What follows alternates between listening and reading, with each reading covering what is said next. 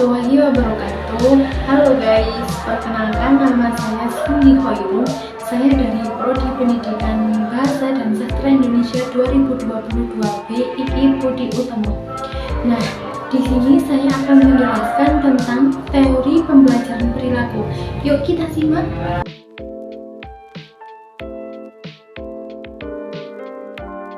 Teori pembelajaran perilaku. 1. Pengertian teori pembelajaran menurut para ahli. A. Menurut Trianto, pembelajaran adalah salah satu aspek dari kegiatan manusia secara kompleks yang tidak sepenuhnya bisa dijelaskan atau dijabarkan.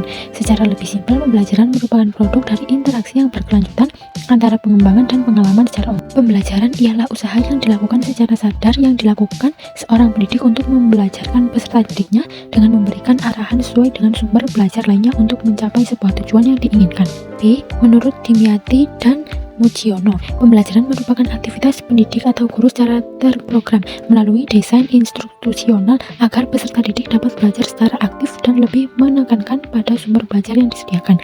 C. Menurut Warsita, pembelajaran merupakan suatu bentuk usaha dalam membuat peserta didik agar mau belajar atau suatu bentuk aktivitas untuk pembelajaran peserta didik.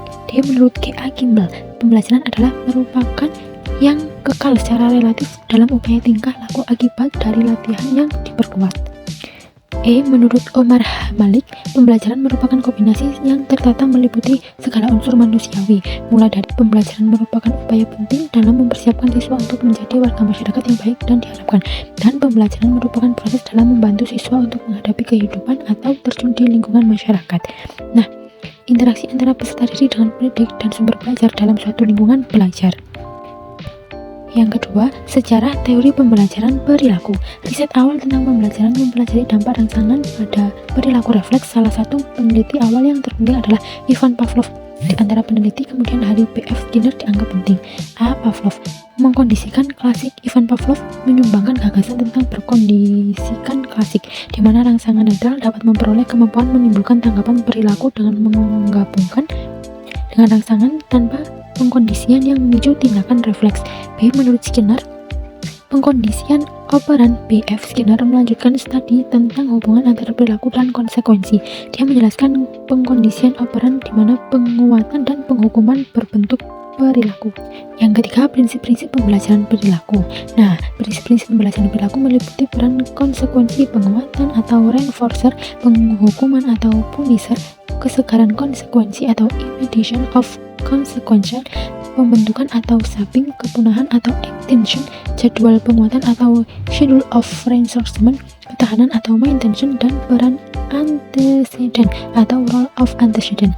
Nah, 10 prinsip pembelajaran. Yang pertama, peran konsekuensi yang menyenangkan memperkuat perilaku. Konsekuensi yang tidak menyenangkan memperlemahnya. Dengan kata lain, konsekuensi yang menyenangkan meningkatkan frekuensi seorang terlibat ke dalam suatu perilaku, sedangkan konsekuensi yang tidak menyenangkan mengurangi frekuensi suatu perilaku.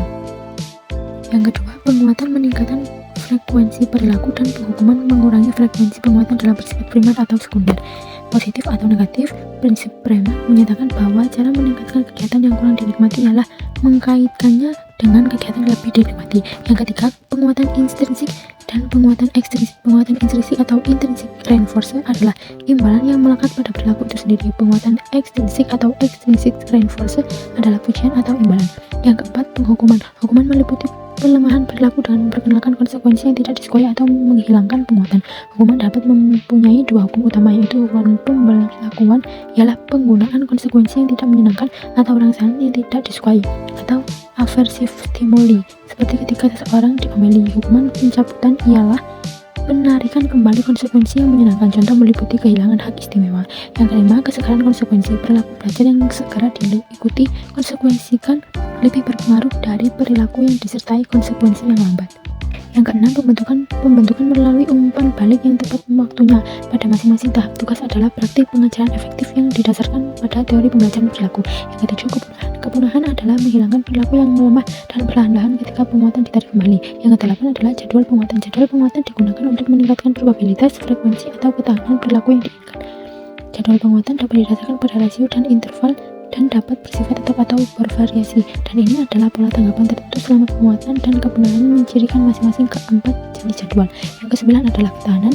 Dan yang terakhir adalah peran anteseden. Rangsangan anteseden berperan sebagai isyarat yang menunjukkan perilaku mana yang akan dikuatkan atau dihukum. Diskriminasi adalah penggunaan isyarat untuk mendeteksi perbedaan antara situasi-situasi rangsangan, sedangkan generasi adalah tanggapan atas kemiripan antara rangsangan. Generalisasi adalah pengalihan atau pemindahan perilaku yang dipelajari dalam salah satu kondisi ke kondisi lain. 4. Teori pembelajaran sosial bagi pemahaman kita tentang pembelajaran manusia. Nah, teori pembelajaran sosial didasarkan pada pengakuan peran penting pembelajaran pengamatan dan pembelajaran pengaturan diri. Bandura mencatat bahwa pembelajaran melalui peniruan langsung atau tidak langsung meliputi 4 tahap: memberikan perhatian, mengingat perilaku yang ditiru, memproduksi perilaku, dan termotivasi untuk mengulangi perilaku tersebut. Bandura berpendapat bahwa siswa seharusnya diajari mempunyai harapan akan kinerja mereka sendiri dan menguatkan diri sendiri. Meijenbeum mengusulkan tahapan-tahap pembelajaran pengaturan diri yang merupakan bentuk perubahan perilaku kognisi. Teori pembelajaran perilaku sangat penting bagi penerapan psikologi pendidikan dalam pengolahan ruang kelas, disiplin, motivasi, model pengajaran, dan bidang lain. Ada beberapa langkah-langkah pengaturan dari dalam pengajaran pengaturan diri diuraikan oleh Meijenbaum 1977 sebagai berikut.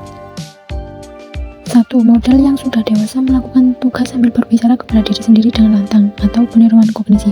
Yang kedua, anak tersebut melakukan tugas yang sama berdasarkan pengarahan instruksi orang teladan tersebut atau panduan terbuka dan eksternal.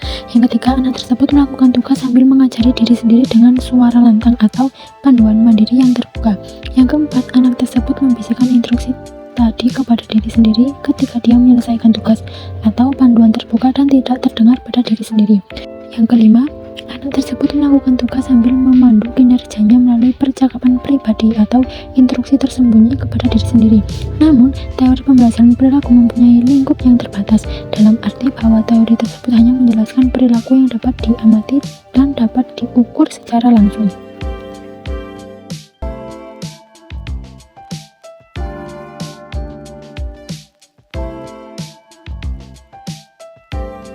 Nah, sekian penjelasan dari saya. Terima kasih dan semoga bermanfaat. Wassalamualaikum warahmatullahi wabarakatuh.